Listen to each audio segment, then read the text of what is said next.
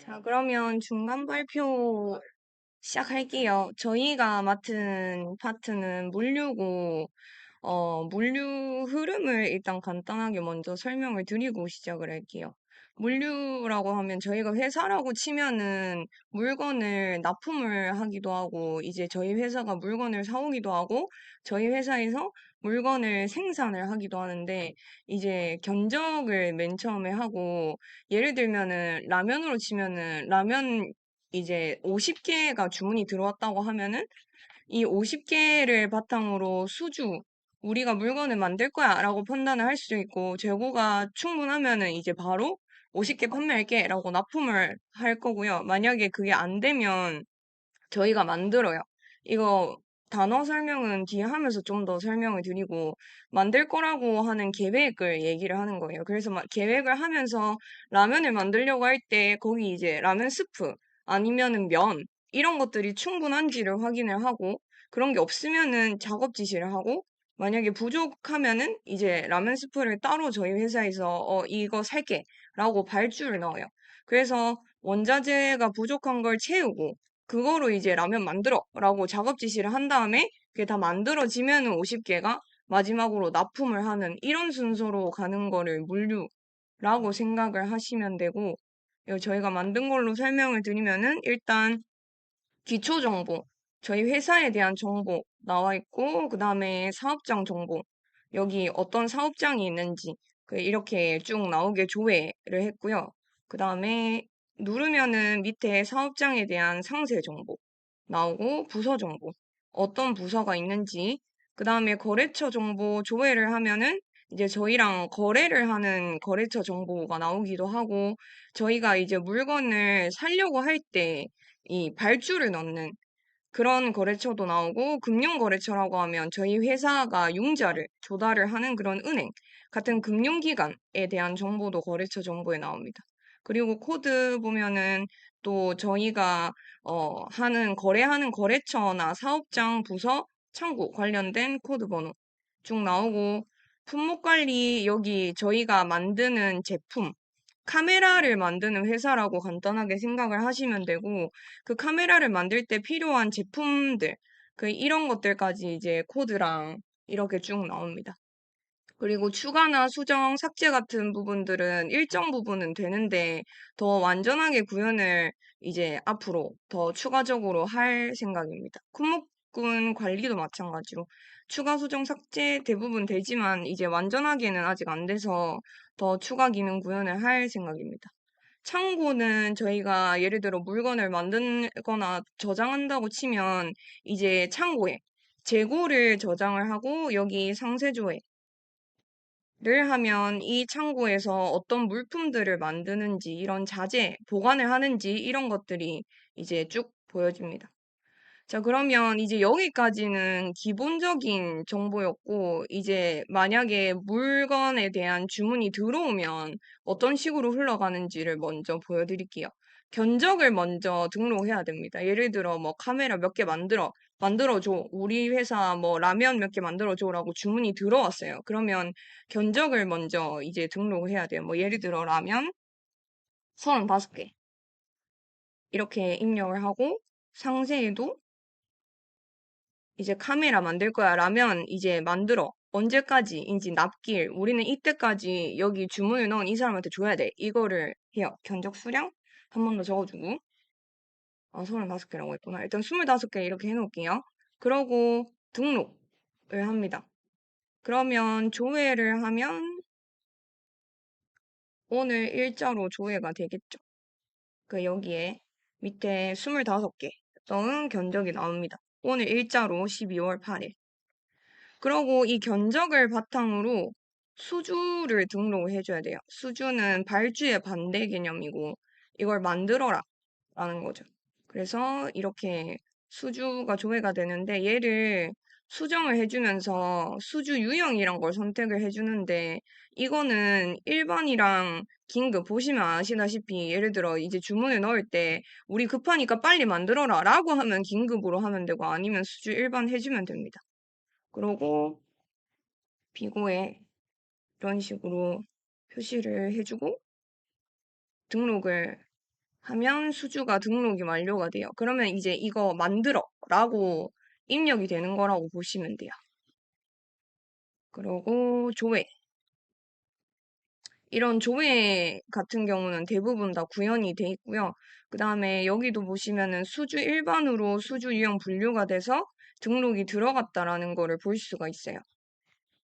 그리고 이제 수주가 되면은 여기 자재 명세서라는 거를, 잠시만요.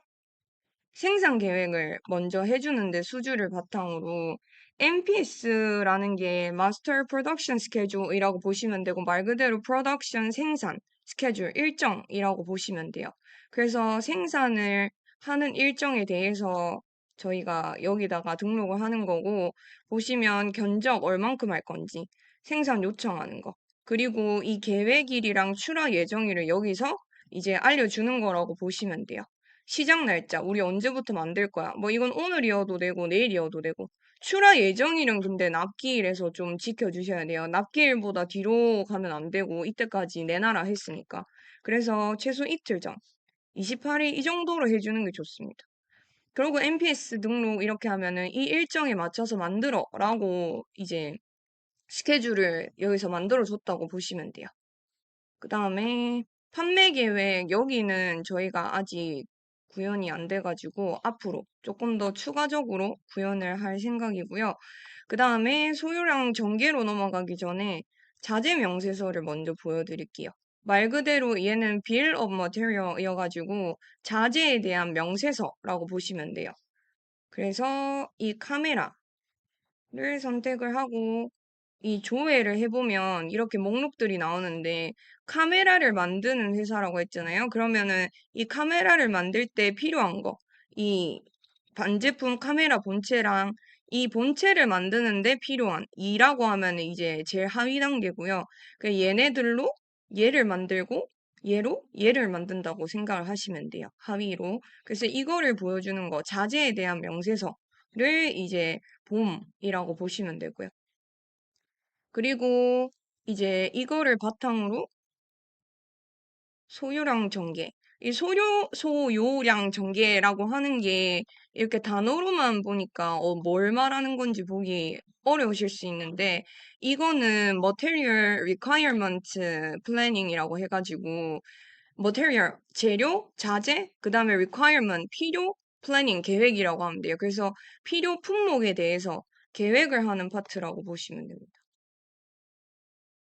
필요한 품목이라고 하면 카메라로 치면은 이제 어떤 게 필요한지겠죠. 그래서 예를 들어 디지털 카메라, 모의 전개를 보시면 카메라 만들 때 얘네들 필요해. 자재들.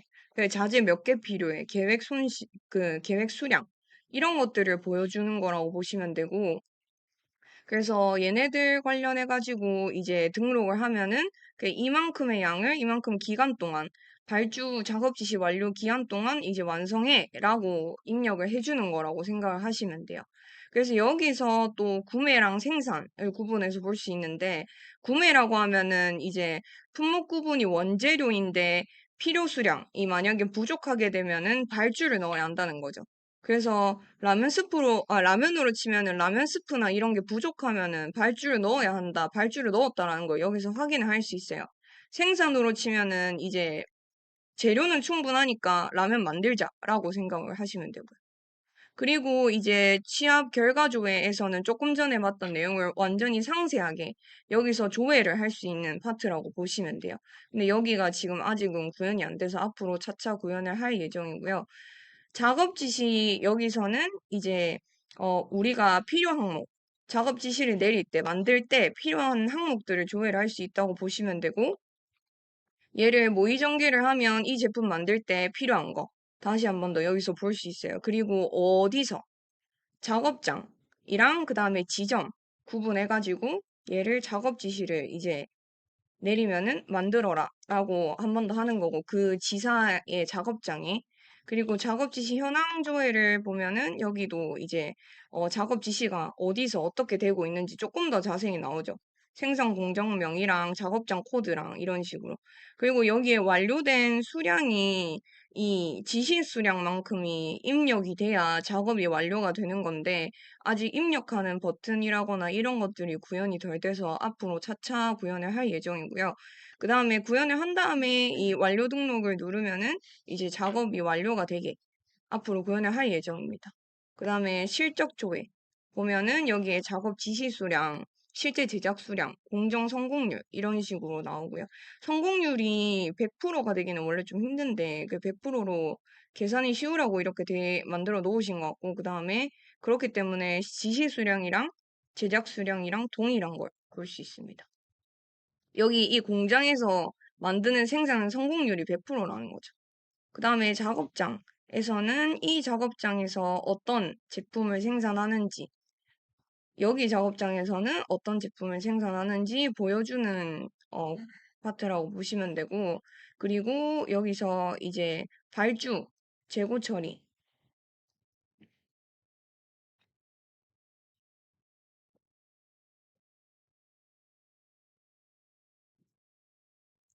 여기서는 말 그대로 이 물건 사야 돼, 얼마만큼 사야 돼, 이런 것들을 보여주는 파트라고 보시면 되고요. 재고가 우리한테 얼만큼 있고, 얼마만큼 사야 되고, 이런 것들을 처리하는 파트라고 보시면 돼요. 그러니까 여기도 이 조회 이렇게는 되는데, 발주를 넣는 거라던가, 이런 버튼들은 아직 구현이 덜 돼가지고, 앞으로 더 구현을 할 예정이고, 재고 관리 여기서도 이제 어떤 재고들이 있는지 보여줘요. 네, 잠깐 이 단어에 대해서 말씀을 드리면, 안전재고량이라고 하면은 회사에서 쉽게 말해서 안전하려면 가지고 있어야 하는 최소량을 얘기를 한다고 생각을 하시면 돼요. 그래서 현재 재고가 만약에 200이라고 치면은 안전재고량이 100개면 저희가 판매할 수 있는 재고는 100개라고 생각을 하시면 되죠. 그래서 안전재고량 이하로 떨어지면 안 돼요. 긴급한 상황이 생길 수 있기 때문에. 그래서 거기에 맞춰야 되는데 데이터가 지금 저희가 계속 앞에서부터 이 테스트를 하다 보니까 계속 재고가 줄어들어서 안전재고량이랑 재고량이 지금 이렇게 동일하거나 재고량이 이렇게 많은 걸 볼 수 있는데 입고 예정 재고량이랑 이런 게 적은 걸 볼 수 있는데 이거를 데이터를 저희가 조금 더 추가하거나 해서 앞으로 조금 더 수정을 될 수 있는 한 해보려고 생각 중입니다. 그리고 외주 관리라고 하면은 말 그대로 외주 바깥에 이제 저희 회사 말고 다른 회사나 이런 공장에다가 발주를 넣거나 하는 것들을 얘기를 하는 거고 여기도 데이터가 조금 부족해가지고 조회가 최근 걸로는 잘 안 되고, 이제 앞서 여기서 6월이나 5월에 이제 발주를 넣은 목록 조회들을 볼 수 있는데, 이것도 저희가 데이터를 넣을 수 있으면 조금 더 넣어볼 생각입니다. 그리고 이제 만약에 이렇게 수주나 발주를 넣고 물건이 다 만들어지면 마지막 단계로 납품을 한다고 보시면 되는데 조금 전에도 보여드렸다시피 재고량이나 이런 것들이 충분하게 데이터가 지금 없어가지고 여기는 조회를 해도 딱히 나오지 않아요. 그래서 이런 것들도 데이터를 조금 수정을 해서 나올 수 있도록 해볼 생각입니다. 네, 저희는 여기까지 하고 마치겠습니다.